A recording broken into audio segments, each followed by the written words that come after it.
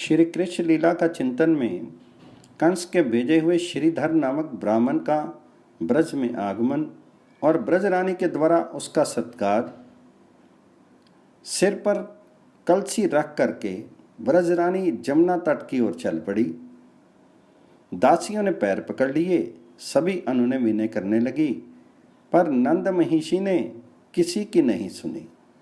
श्री रोहिणी ने एक हाथ बढ़ा करके कलसी थाम ली और दूसरे से श्री यशोदा की ठोडी छूकर बड़े प्यार से कहा, बहन तू रहने दे, मैं जल भरकर ला देती हूँ। किंतु ब्रजेंद्र गहनी ने आज श्री रोहिणी की बात भी टाल दी, उनका निवारण भी नहीं माना। मानती कैसे? वे तो ये सोच रही है सच्ची सेवा वह है जो स्वयं की जाए। इस जल से इन अभ्यागत ब्राह्मण की सेवा होगी। भूदेव इससे भोजन बनाएंगे। भोजन पाकर जब तृप्त हो जाएंगे तब मैं अपने इस सांवरे शिशु को इनके चरणों में रख दूंगी। मेरी सेवा से प्रसन्न होकर ये मेरे लाल को अमोघ आशीर्वाद देंगे। मेरा सांवरा चिरजीवी हो जाएगा। अतः सबको समझा बुझाकर अपने हाथों जल लाने में चली ही गई। सरल हृदया जननी यशोदा किंचन मात्र भी अनुसंधान नहीं पा सकी कि रक्षक के रूप में ये भक्षक उपस्थित हो गया है।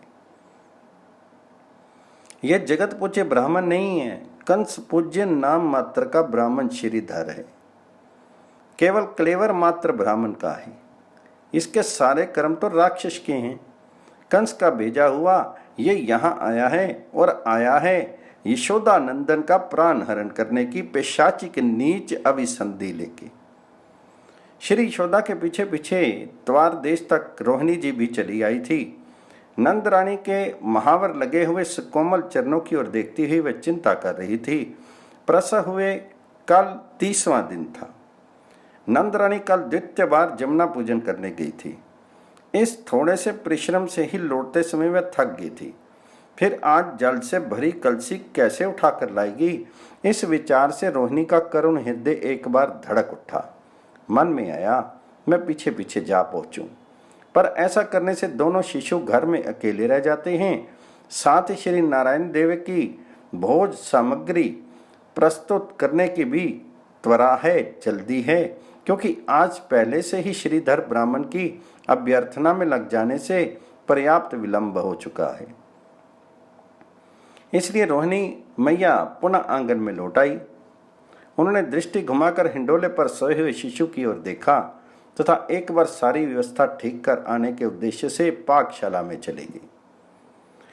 भाग्यक्रम से ब्रजेंद्र भी आज गोष्ठ में चले गए थे।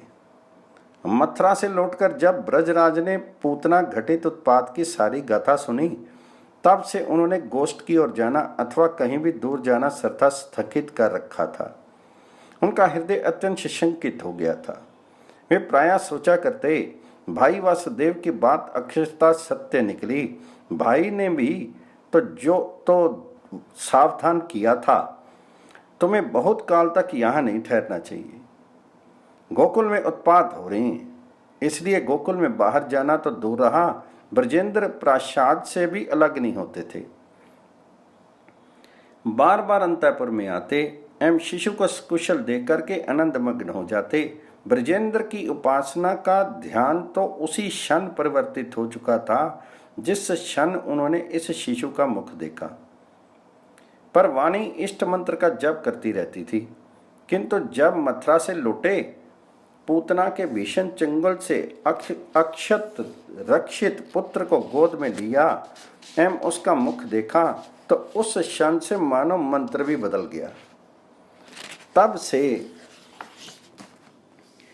इष्ट मंत्र का जप करते करते ब्रजेंद्र भूलकर ये जपने लग जाते, यदि नारायणेन त्वं दत्तो असि कृपणाय में तैनेव सर्वम निर्वोडा सोडा च मम दुर्नया।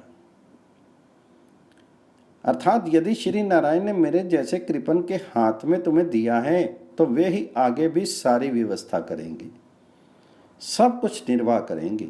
वे अवश्य तुम्हारी रक्षा करेंगे। मेरे अपराधों को वे सहते आए हैं, आगे भी सहेंगे। ब्रजराज के सामने शिशु का मुखमंडल निरंतर वर्तमान रहता तथा जब भावावेश बढ़ जाता तो वे निर्वोडा अर्थात निर्वाह करेंगे कहते हुए पुत्र के पास दौड़ पड़ते एवं हृदय से लगा करके आत्म विस्मृत हो जाते। पर जब 23 दिन कुशल बीत गए,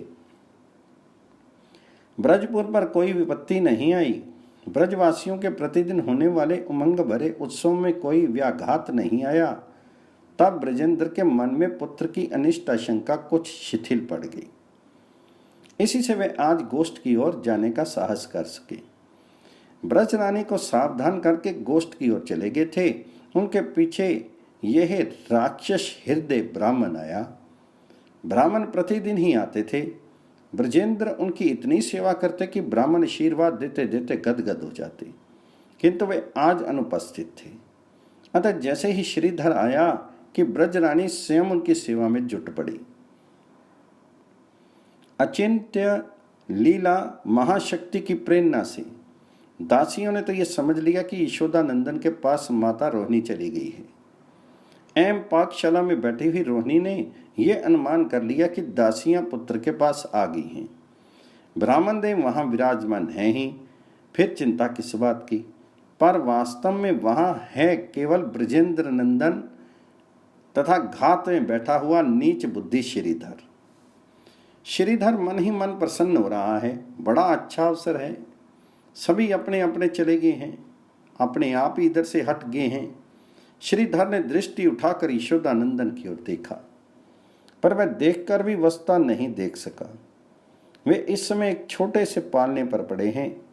जाते समय जननी यशोदा ने पालने की डोरी ढीली करके उसे पृथ्वी से सटा दिया है, इस भय से कि मेरे पीछे से शिशु को कहीं कोई वेग से झुलाने न लगे। निकट ही एक सूप पड़ा है, उसका कोना पालने से सटा दिया गया था, इसलिए कि किसी का दृष्टि दोष पुत्र का स्पर्श नहीं कर सके। भला जिसके भय से पवन संचरित होता है, सूर्य प्रतिदिन पूर्व क्षितिज पर प्रकाशित होके 4 पहर ताप देकर के पश्चिम क्षितिज में विलीन हो जाता है, सुरराज जिसके भय से वर्षा की धारा दान करते हैं, अगणित तारका राशि चमकती रहती है, जिससे भयभीत होकर असंख्य तरुवलरियां वंशपतियां पुष्पित होती हैं, फल भार वहन करती हुई जगत की मधुर फल वितरण करती हैं, जिसके डर से सरिताएं प्रवाहित होती हैं और सागर अपनी मर्यादा का त्याग नहीं करता, जिससे भयभीत अग्नि प्रज्वलित होती है और भूधरों को वक्षस्थल पर धारण करने वाली पृथ्वी जल में निमग्न नहीं होती, जिसका शासन मानकर आकाश जीवित प्राणियों को श्वास प्रवास के लिए अवकाश देता है और त्रिदेव सृजन पालन संहार में तत्पर रहते हैं, उस काल के भी सृष्टा एवं स्वामी ब्रजेंद्र नंदन को दृष्टि दोष के भय से बचाने के लिए व्यग्रता के साथ उद्योग किया जाए। ये कितनी अद्भुत आश्चर्यमयी घटना है। अनंत विश्व जिनके उदर में अवस्थित हो, वे ब्रजेंद्र नंदन शूद्र दृष्टि दोष से रक्षा पाने के लिए सूप के कोने में पड़े हों, इससे अधिक आश्चर्य और क्या होगा। देखो अद्भुत अविगत की गति, कैसो रूप धर्यो है हो। 3 लोक जाके उदर बसत, सो सूप के कोने परियो है हो। इसलिए श्रीधर भी ब्रजेंद्र नंदन को पहचान नहीं पाता। ऐसी अद्भुत विचित्र पहेली को समझने की शक्ति श्रीधर की मलिन बुद्धि में नहीं है। वह ये समझने आया भी नहीं है। वह तो आया है अपने यजमान क्रूर कंस का कंटक दूर करने, पर उसकी इच्छा न रहने पर भी ब्रजेंद्र नंदन ने उसे कुछ समझा देना चाहा। उसकी वह निर्मल चाह ही श्रीधर के मलिन अंतःकरण में प्रतिबिंबित हुई, पर हुई पात्र के अनुरूप ही। वह सोचने लगा, ब्रजेंद्र गहनी के लौट आने के पूर्व ही इस बालक को समाप्त कर दूं। अब ब्रजेंद्र नंदन के सामने एक नई समस्या उपस्थित होती है। पूतना ने तो ब्राह्मणी का छद्म ही किया था, पर श्रीधर तो ब्राह्मण कुल उत्पन्न है।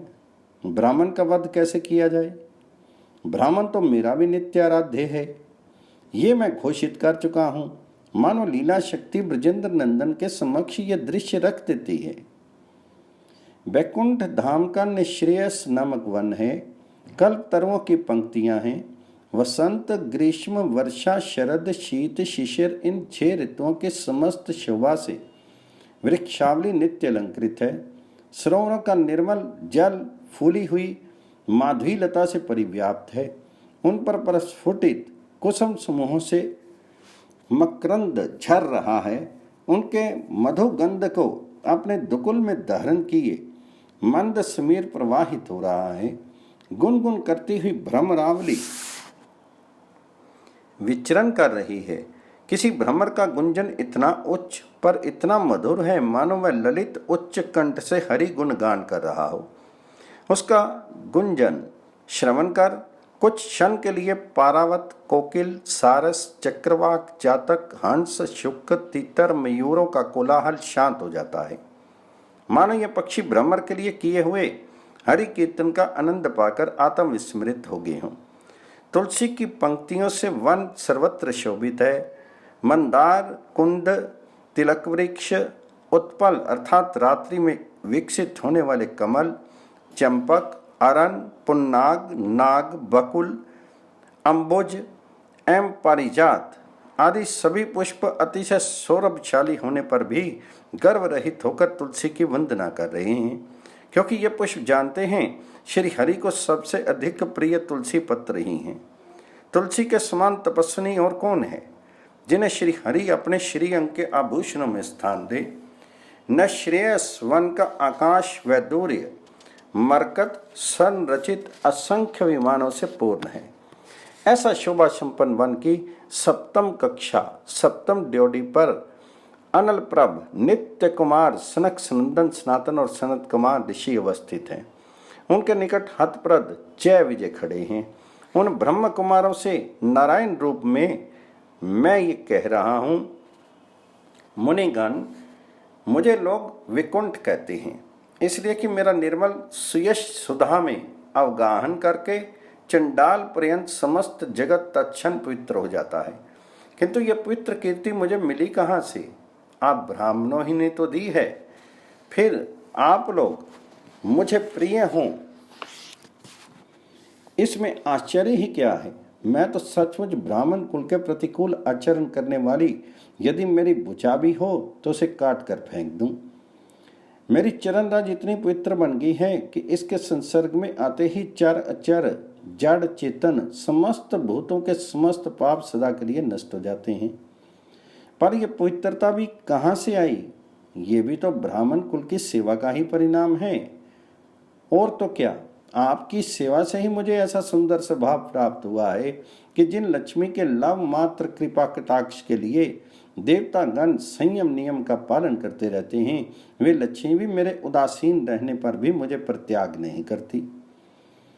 एक और अनेक यज्ञ संभार एकत्र करके अग्नि में मेरे निमित्त विधिवत आहुति दी जा रही हो, और दूसरी ओर उन ब्राह्मणों को जो अपना समस्त कर्मफल मुझ में समर्पण करके संतुष्ट हो चुके हैं, घृत सिक्त पायसन विविध मिष्टान आदि भोजन कराया जा रहा हो, वे ब्राह्मण प्रत्येक ग्रास पर तृप्त हो रहे हों।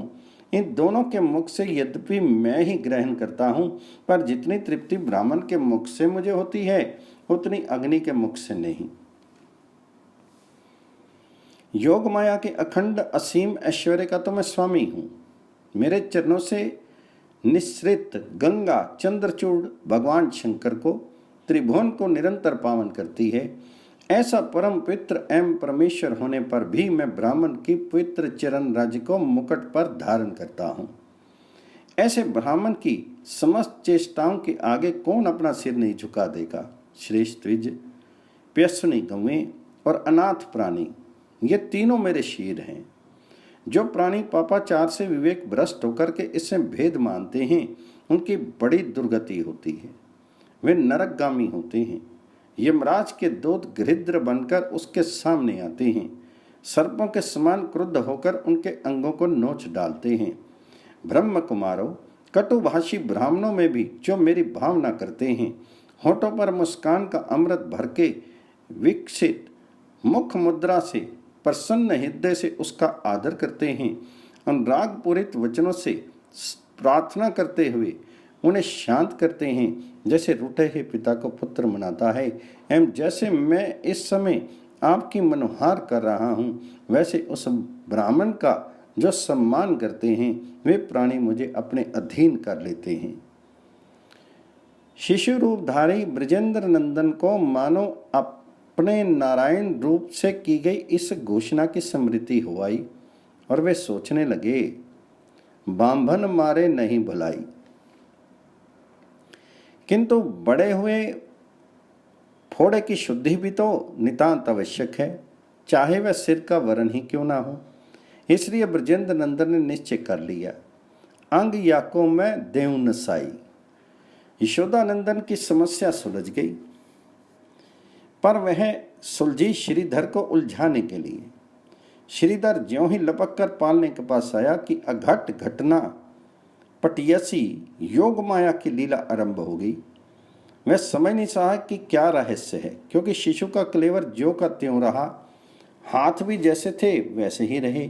फिर भी श्रीधर का हाथ शिशु के हाथ में आ गया।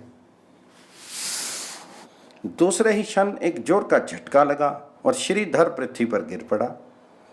अब उसे प्रतीत हुआ कि मानो इस बालक ने दोनों चरण तलों के आर पार धरती में घुसेड़ते हुए दो मोटे कीले जड़ दी हों। कील ठोकने की वेदना का अनुभव नहीं हुआ, पर पैर धरती से ऐसे चिपक गए कि टच से मस नहीं हो सकते। इसके पश्चात उसे अनुभव हुआ, शिशु ने मेरी जीभ पकड़ ली और पकड़कर ऐंठ दी। बस अब बोलने की शक्ति भी सरथा लुप्त हो गई। श्रीधर भयभीत नेत्रों से बालक की ओर देखने लगा। उसे दिखा बालक उठा, निकटस्थ अंतर्गृह में जा पहुंचा। वहां बहुत से दधिपूर्ण भांड सुरक्षित रखे हुए थे। उनमें से कुछ भांडों को उसने फोड़ डाला तथा वहां से कुछ दही ला करके उसने उसके श्रीधर के मुंह पर चुपड़ दिया। ब्राह्मण को अतिशय आश्चर्य है, दही का एक कण भी बालक की उंगली में नहीं लगा। ये सब करके वह पूर्ववत पालने पर सो जाता है और सोकर रोने लगता है। ये देखकर श्रीधर तो किंचित विमूढ़ हो जाता है। यशोदानंदन की क्रंदन ध्वनि पाकशाला में जा पहुंचती है। मैया रोहिणी दौड़ी पड़ी। वह उनके आने के पूर्व जन्नी यशोदा भरी कलसी लिए आ पहुंचती है। बालक को रोता देख करके गोद में उठा लेती है। उसे हृदय से लगाए जन्नी बार बार फूटे भांड, बिखरे दही एवं दही से चुपड़े हुए ब्राह्मण के मुख की ओर देखती है। वे सोचती है, ब्राह्मण ने यह कुकृत्य क्यों किया? नहीं नहीं, ये ब्राह्मण नहीं, ब्राह्मण के द्वारा ऐसे कर्म कदापि संभव नहीं है। यह निश्चय ही कोई राक्षस है। फिर भी संदेह मिटाने के लिए ब्राह्मण से पूछती है, बार बार सत्य सत्य बताने के लिए आग्रह करती है, किंतु बांभन के मुख बात ना आवे, जीव होई तो कहीं समझावे। देखते ही देखते गोपांगनाओं की भीड़ नंद प्रांगण में इकट्ठी हो जाती है। इतने में ब्रजेंद्र भी गोष्ठ से आ पहुंचते हैं। सारी बात जान करके उपनंद से परामर्श करते हैं। ये निश्चय होता है कि कोई भी हो, इसे घर से बाहर हटा देने में ही मंगल है। तदंतर गूंगे श्रीधर को गोपगण ब्रजपुर की सीमा के बाहर छोड़ जाते हैं। ब्रजेंद्र नंदन के एक हस्त परमित श्याम शरीर में अभी अभी कुछ क्षण पहले श्रीधर को शिक्षा देने के लिए जो ऐश्वर्य का प्रकाश हुआ है, इसकी गंध तक ब्रजवासी नहीं पा सके। ब्रज रानी तो पाती ही कैसे? उनके वात्सल्य पूर्वित हृदय में तो ऐसे ऐश्वर्य की छाया तक के प्रविष्ट होने का अवकाश नहीं है। वे क्षणों में ही इस घटना तक को भूल गई। भूलकर पुत्र से लाड लडाने में संलग्न हो गई। कभी दुग्ध पान कराती तो कभी घन घन मुख चूम करके दान देकर शिशु रूपधारी गोलोक विहारी के वात्सल्य रस स्वाद की चिरवर्धनशील लालसा में नूतन रंग घोल देती है।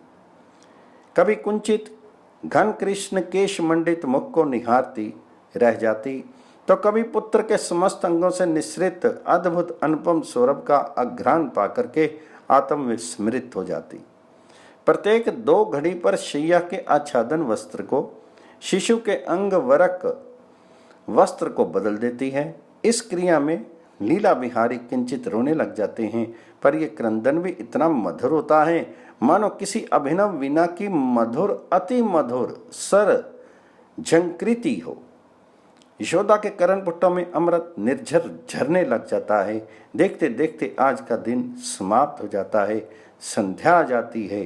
प्रतिदिन की तरह आज ही ब्रजरानी दुग्धपान से तृप्त हुए पुत्र को पालने में लिटा करके मंद मंद झुलाती हुई लोरी देने लग जाती है।